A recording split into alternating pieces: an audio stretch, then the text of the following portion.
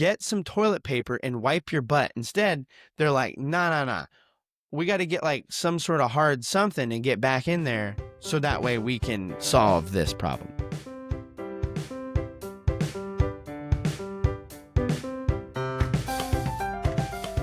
Welcome back to Privy. Privy is a podcast about bathrooms, recorded from my home bathroom. I'm your host, Hunter Hoover, and I love bathrooms. Thank you all for being here. Welcome back, and happy Privy Summer. Today for Privy Summer, one of the things that picks up in the heat of the sweltering summer as we sweat ourselves, crotch sweat it. That's kind of been the theme of this Privy Summer, is crotch sweat. But a lot of folks head to the coast. And so for our podcast episode this time, we're actually heading out to the coast. Not really. I'm staying here in home bathroom. We can record on the coast another time. God knows, it'll happen. We're going to the coast, sort of. Anytime I go to the beach, doesn't matter what beach, doesn't matter if I've been to that beach 15 times, I swan to John, my daughter has to come back with just the fattest sack full of seashells. The girl loves seashells. And the sad thing is by the time we get home, she forgets about them. And then they sit in the bag in the garage and then they like get weird and I toss them. Confession time here at the top of the episode. Sorry, girl. Many times during summer, we have often spent time at the beach. But the other thing that happens in the summer that we've done here on the show is it's summer movies. It's the time to get on up and get on out to the movies. The AC is always cranked in there, and it's just a good time. The kids love it. This time, we're going to look at summer movies here on Privy, and we're also going to take a little trip to the beach. Rather than looking at a specific genre, which we've done in the past, and determining which movie has the best bathroom scene in that genre, we'll do some more of that in the future, we're going to check off a topic suggestion that has sat in my topic suggestions since the first year of this podcast existing. Today, we're blending the beach, the movies, and the bathroom. And in doing so, we're going to try and answer a 30-plus-year-old question. And something that has become a fan fascination since the movie's release in the 1990s. And that is, what is the deal with the 3 seashells in the bathroom in Demolition Man? These 3 seashells in Demolition Man remain a source of mystery and humor, with fan theories ranging from practical to the absolutely buck wild.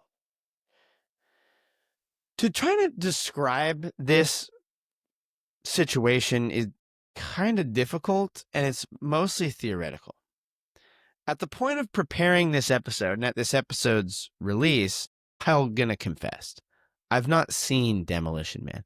I've seen enough clips in doing my research, and I've read enough synopsises and background information that I have a grasp about what's going on. But to make it clear, if you haven't seen Demolition Man, or if this is like, I love this movie, and you're like, well, whoever doesn't know anything that he's talking about because he's never even seen it. This is a basic synopsis of the movie. So there is unrest and intensifying war crime happening in Los Angeles. I think the movie takes place originally in like 1992. And then these innocent victims, one of them's a cop named John Spartan, Sylvester Stallone, and another is this thug, Simon Phoenix, played by Wesley Snipes.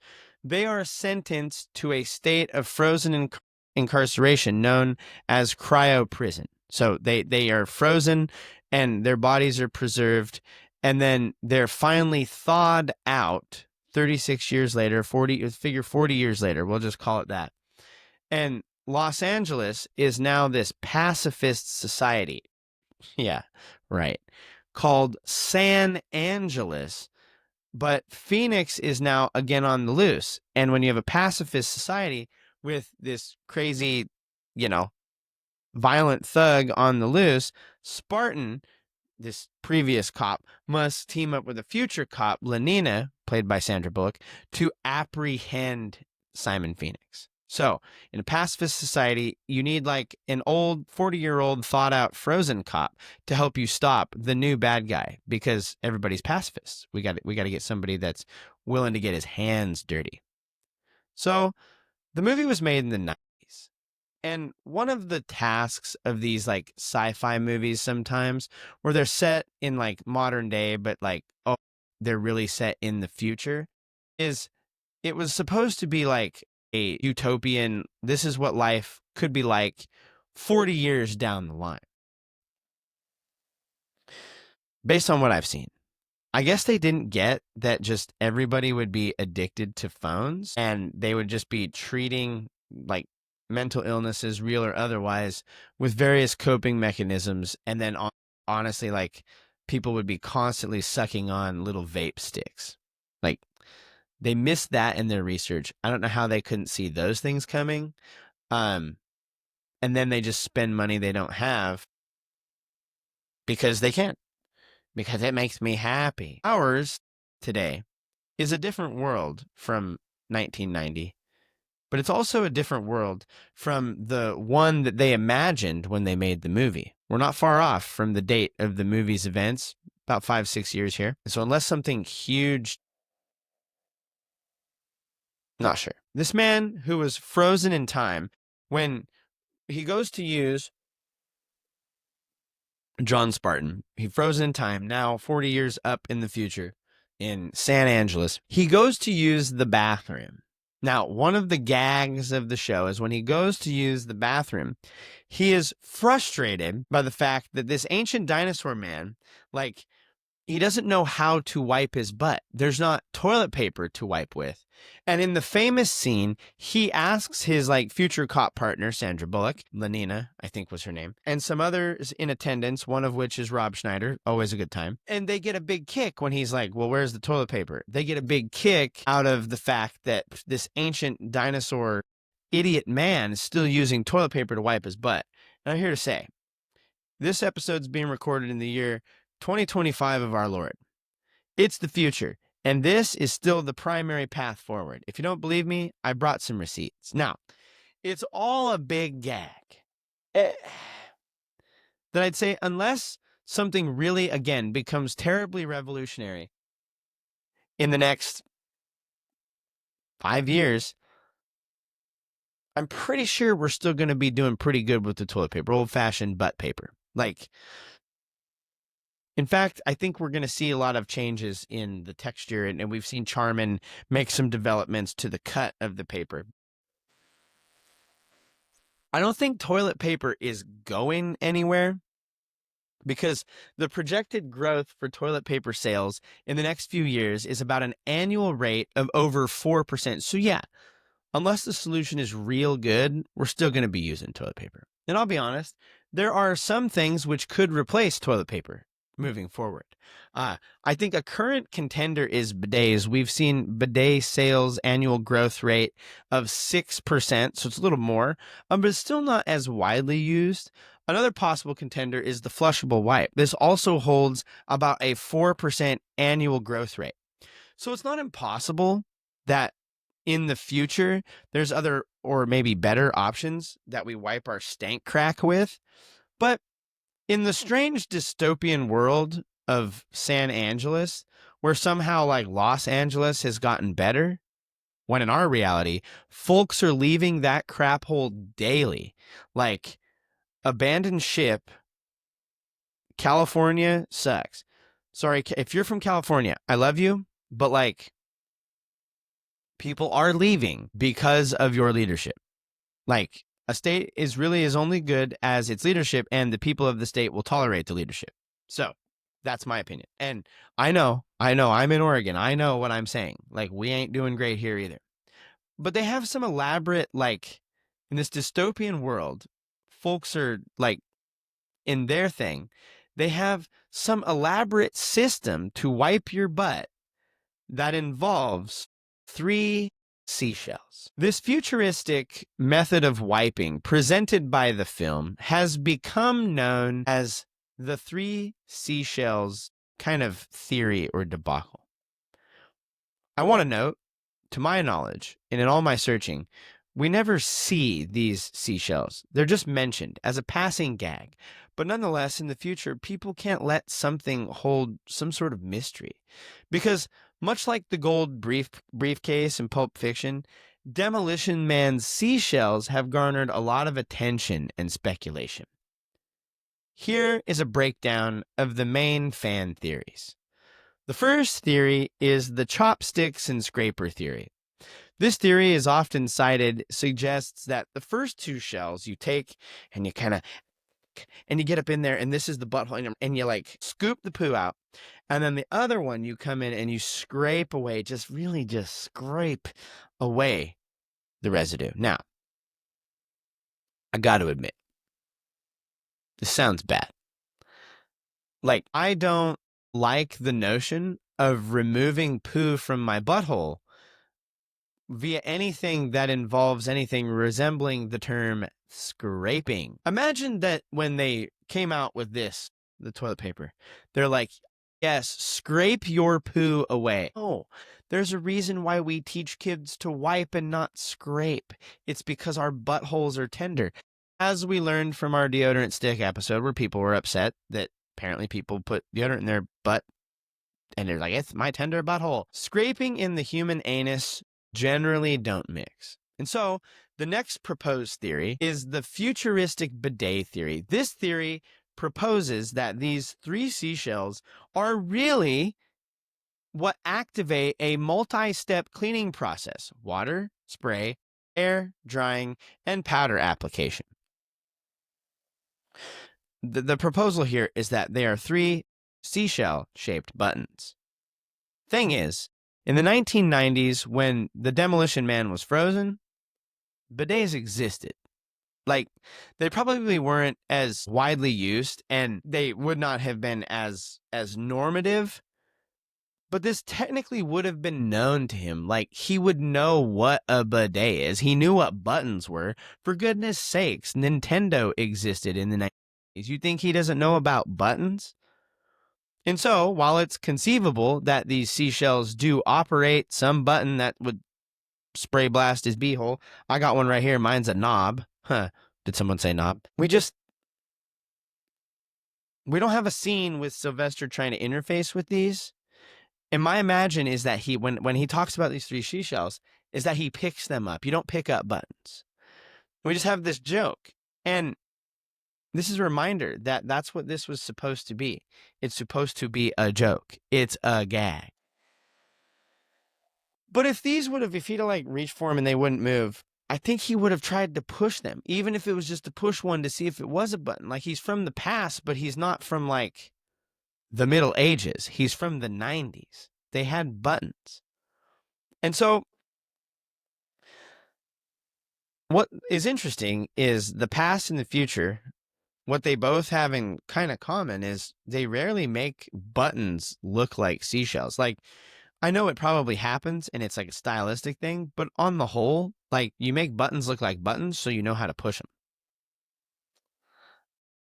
I don't think you make the buttons look like friggin' seashells, especially if it's to remove poo from your butt, because that's just stupid.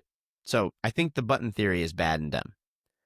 The next theory is, well, there are really two of them. And that is that there are these like metaphor symbology theories that the seashells, the three seashells in Demolition Man, are just a metaphor for certain things. The first is that they stand as a metaphor for the loss of common sense. Now, I do believe that this could be one of the social commentaries that's going on in the film, in this scene, because some believe the seashells highlight how these futuristic societies can maybe become overly reliant on technology and they lose practical skill. Like, they've wanted to be so highfalutin that, like, the common sense thing is get some toilet paper and wipe your butt. Instead, they're like, nah.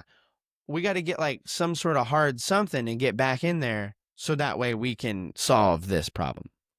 Loss of common sense, yeah, I think that is probably a good theory, but I don't think it tells us how you use them. Now, While I do think the future will continue to lose common sense if we don't try to find some, I'm not convinced that this was how you use them. Like, no, they're still intended to be used as evidenced by the future characters in the story.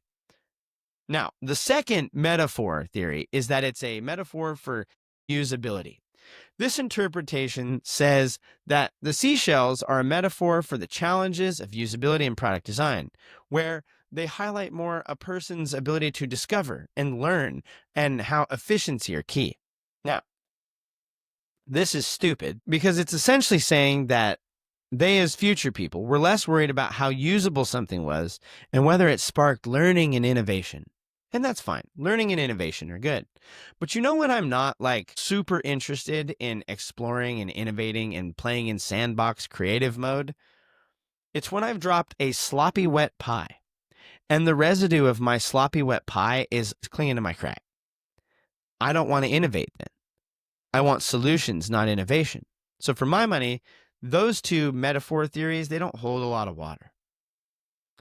In an interview, the lead actor of the movie, Sylvester Stallone, was asked about this theory, and he gave his perspective in what has been called the Sly Stallone theory. Sylvester Stallone, who starred in the film, has his theory about these seashells. He says that the first, employed as we discussed, but Stallone says you use two seashells in almost a chopstick method, dear Lord. Help us all.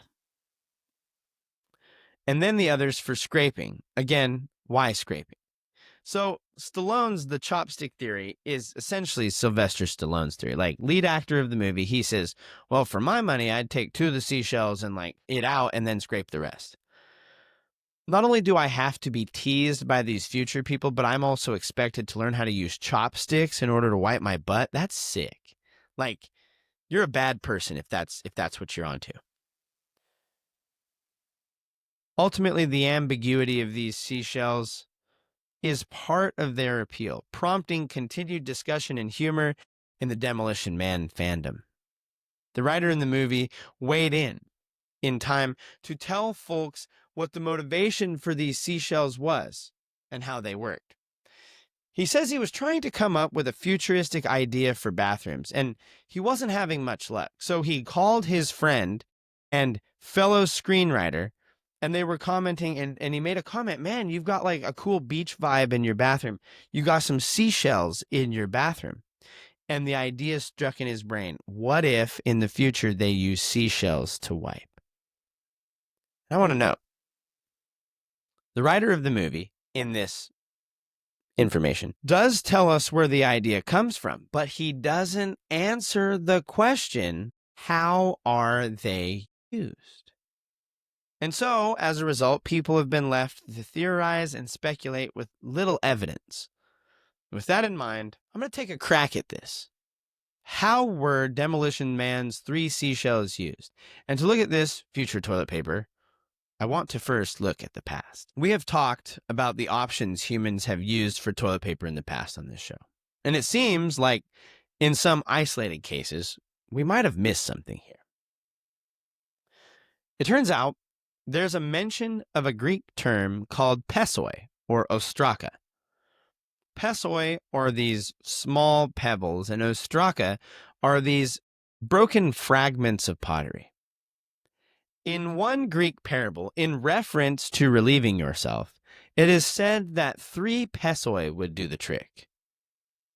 Indeed, it seems there was a precedent for wiping with smooth stones, which we've noted before.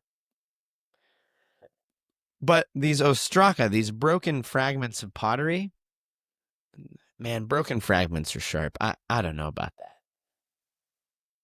Something else we've discussed on the show in the patriotic Privy Pits episode was they found seashells in many of these privy pits, along with bits of cloth and scrap. And while some have posited this is just the refuse they toss in the pits as waste disposal, there's seashells in there.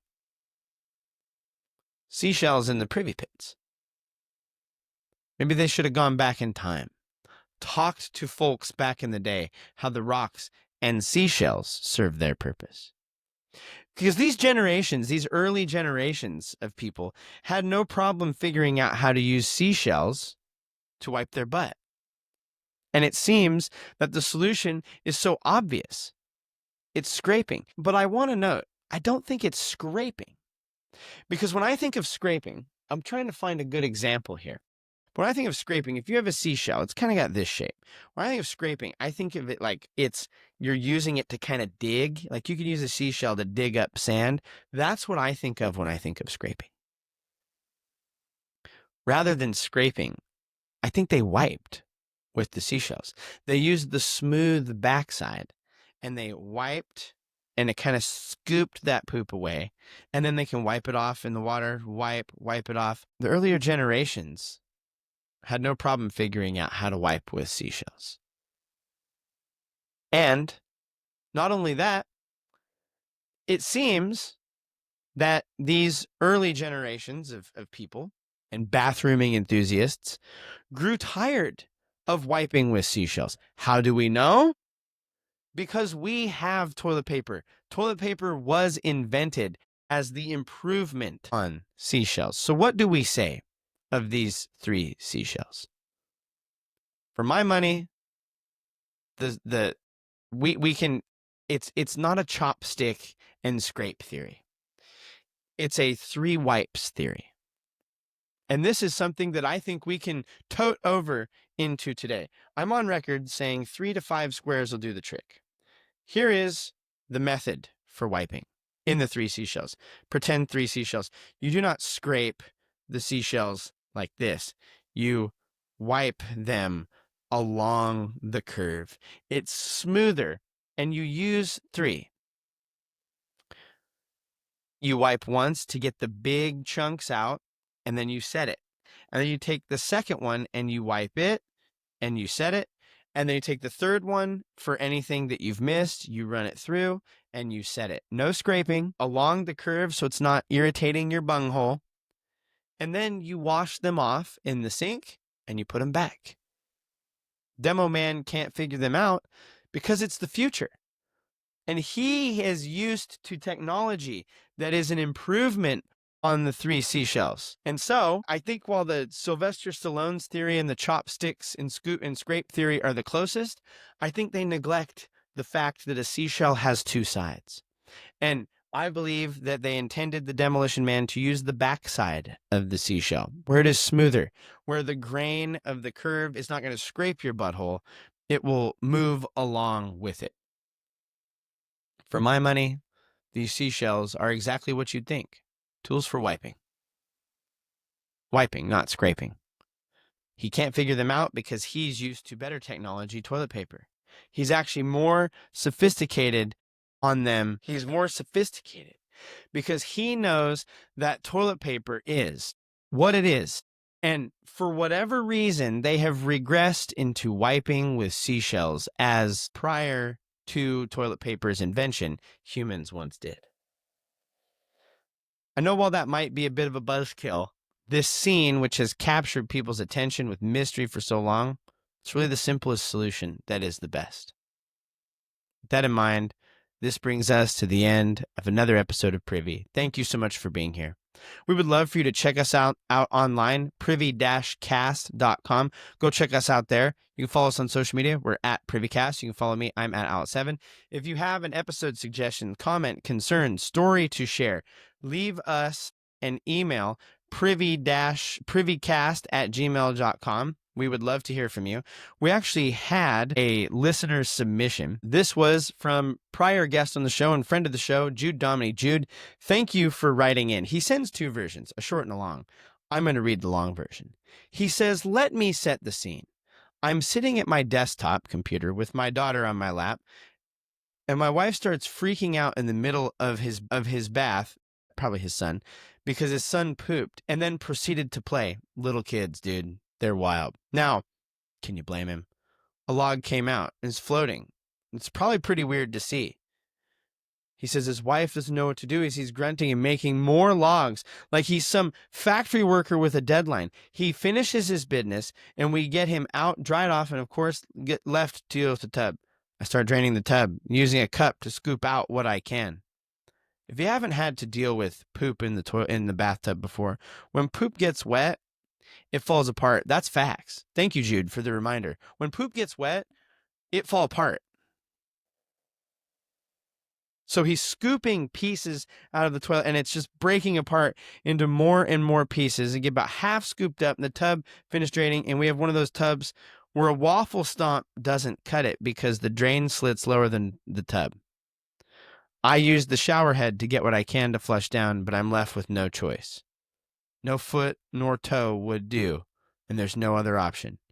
He takes his finger and he waffle stomps with his finger the poo down into the drain to finish off with a rinse. He says, I never thought I'd have to do that, and I hope I never have to again. I feel your pain, Jude. I feel your pain. And yes, I do. Your question was, does this count as a waffle stomp? Technically, I believe yes. You forcibly crushed poo down a shower drain. Welcome to the Waffle Stomp Club, my friend. You've made it. Yes, little kids taking baths will do deeds and perform acts that you never thought you were going to have to deal with the results of before. And it's truly harrowing at times. Jude, thank you for writing in. If you have a story or anything else you'd like to share, like Jude, you can write in privycast@gmail.com. I will also note, we got another rating on the show left on Apple Podcasts. If you are able to, please leave us a rating and review. It helps the people find the show, but it also just helps people find it when they search, and it brings it up to higher in the searches. The more ratings the show has, leave us a rating. It takes like 10 seconds to go rate a show. And for every rating you leave, and leave us a written review, I will read them out here on the show.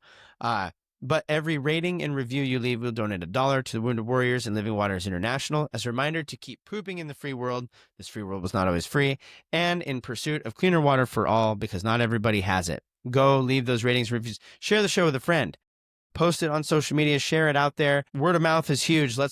I'm trying to build this thing up a little bit. I got some fun stuff coming down the line.